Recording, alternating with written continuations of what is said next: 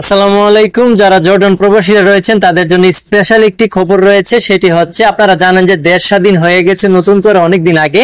তো দেশ স্বাধীনের পরে আপনার এখন কিন্তু জর্ডানের লুক নিচ্ছে। আপনারা অনেকেই কিন্তু কমেন্টস করে থাকেন, ভাই সার্কুলার কিভাবে, বুয়েসেলে কিভাবে যাব, কিভাবে কি। তো আজকের নিউজটি হচ্ছে আমি আপনাদেরকে মূলত একটু ক্লিয়ার করব যে বুয়েসেল কিভাবে লুক নিচ্ছে, কারা কারা ছিলেন বা কারা কারা থাকেন নির্বাচনের ক্ষেত্রে। আপনারা জানেন যে বুয়েসেল কিন্তু একেবারে দালালবিহীন, ঠিক আছে? কোনো দালালের দরকার লাগে না, আপনি শুধু বুয়েসেলে যাবেন, যাওয়ার পরে সেখানে যোগাযোগ করবেন যখন সার্কুলার থাকে, ঠিক আছে? সেখান থেকে আপনি কাগজপত্র সব ইয়ে করবেন, অ্যাপ্লাই করবেন। যদি আপনি সিলেকশন হন, আপনি বিনা খরচে আপনি জর্ডানে যেতে পারবেন এবং আপনি অবশ্যই দক্ষ শ্রমিক হতে হবে। তবে আজকের যে নিউজটি সেটি হচ্ছে যে পুনরায় আবারও কিছু লোক নিচ্ছেন জর্ডানে, সেটি হচ্ছে নারী শ্রমিক। তো কোথায় নিচ্ছেন, কিভাবে নিচ্ছেন, কতজন লোক নিচ্ছেন এবং নির্বাচনের সময় কারা কারা আছেন, কোথায় নির্বাচনটি উপস্থাপন হয়েছিল বা কোথায় ছিল, এই সম্পূর্ণ বিষয়গুলো কিন্তু আজকে আপনাদের সামনে তুলে ধরার চেষ্টা করবো। আশা করি পুরো ভিডিও জুড়ে আমাদের সাথেই থাকবেন। চলুন ভিডিওটি শুরু করা যাক। সো ফ্রেন্ড, আজকে একটু আউটডোরে ভিডিও করতেছি, যদি কোনো নয়েজ থাকে ক্ষমাশীল দৃষ্টিতে দেখবেন। এবং কাজের ফাঁকে ভিডিওটি বানাচ্ছি খুব কষ্ট করে আপনাদের জন্য। অবশ্যই একটি লাইক দেবেন আর চ্যানেলটিকে সাবস্ক্রাইব করবেন, কারণ আপনারাই আমাদের পরিবারের সদস্য। আমি আপনাদেরকে নিয়ে অনেক দিন লং টাইম একটি সার্ভিস দিতে চাই ইনশাল্লাহ। আর প্রত্যেকটি আপনারা জানেন যে আমার ভিডিওগুলো আপনি চেক করে দেখেন, চ্যানেলের প্রত্যেকটি আপডেট যতগুলো খবর, বিশেষ করে জর্ডান, মালদ্বীপ, তাছাড়া আপনার মালয়েশিয়া, এই সকল কান্ট্রি, মিডল ইস্টের প্রত্যেকটি খবর মনে হয় না আমার আগে কেউ দিতে পারে ইনশাল্লাহ, কারণ আমি সবসময় চেকিং এ থাকি যে কখন আপডেটটি আসবে আর কখন আমি আপনাদের কাছে পৌঁছে দেব।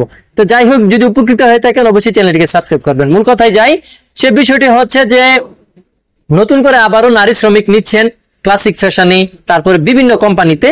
তো এটা মূলত কিভাবে কি, এই বিষয়টি আমি প্র্যাকটিক্যালি আজকে আপনাদেরকে দেখানোর চেষ্টা করবো। চলুন স্ক্রিনে যাই এবং দেখুন মূলত কি কাহিনীটা হচ্ছে এখানে। তো বন্ধুরা, ডকুমেন্টে চলে আসলাম। তো চলেন আমরা মূলত একটু পরে শোনাই আমি, যদি আমার পড়াতে কোনো অসুবিধা হয়ে থাকে ক্ষমাশীল দৃষ্টিতে থাকবেন। যাই হোক, ধামরাই হাটে জর্ডানের নারী কর্মী পাঠাতে প্রশাসনের উদ্যোগে কর্মশালা ও জব ফেয়ার, এটা হচ্ছে টাইটেলটা। তো আমরা বিস্তারিত যাই। নিজস্ব প্রতিবেদক, ধামরাই হাট নওগাঁ ধামরাই হাটে উপজেলা প্রশাসনের আয়োজন ও Bangladesh overseas employment and service limited BOESL এর উদ্যোগে বৈদেশিক কর্মসংস্থান বিষয়ক অবহিকরণ কর্মশালা ও জব ফেয়ার মাধ্যমে কর্মী নির্বাচনে অনুষ্ঠিত হয়েছে। 21 নভেম্বর দিন ব্যাপী ধামরাইহাট উপজেলা অডিটোরিয়াম ইম এন মোহাম্মদ মুফিজউদ্দিন রহমানের সভাপতিত্বে এই কর্মশালার উদ্বোধন ঘোষণা ও প্রধান অতিথির মাধ্যমে বক্তব্য রয়েছেন বুয়েসেলের ভারপ্রাপ্ত ব্যবস্থাপক সম্পাদক ও যুগ্ম সচিব মোহাম্মদ শওকত আলী। কর্মশালার বুয়েসেলের মহাব্যবস্থাপক উপসচিব A B M Abdul Halim, উপমহাব্যবস্থাপক O senior সহকর্মী সচিব মোহাম্মদ নাজমুন নাহা। আসলে যাই হোক, এখানে অনেক লোকজন ছিলেন। কর্মশালার 7 জন দক্ষ কর্মী এবং 200 জনের রেজিস্ট্রেশন সম্পন্ন করা হয়। মানে